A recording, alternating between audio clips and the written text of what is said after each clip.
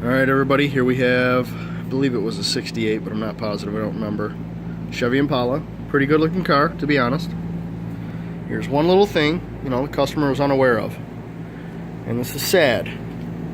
But look at these blocks of steel right there.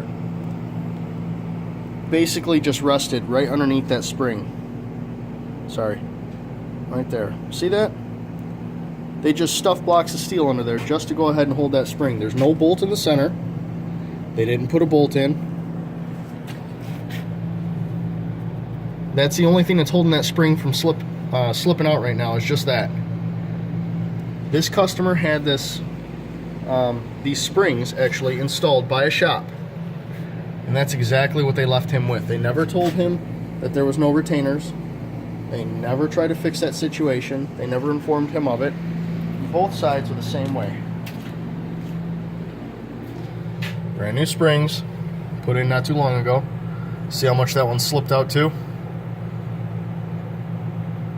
Piss poor quality.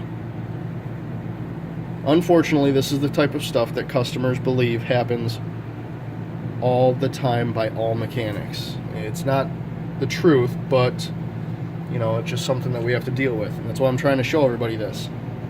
There's no bolts, no nothing. Right there. It's the same on the other side.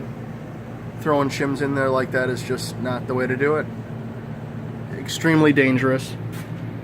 What if that spring would have, popped out, shredded his tire, he would have gotten in an accident, maybe damaged or hurt somebody behind him. Just figured I'd show you guys. This is the type of stuff Mike and I talk about all the time. This is why we try to, educate you guys on this kind of stuff. It doesn't happen by everybody, but it does happen. So, anyway, have a good day.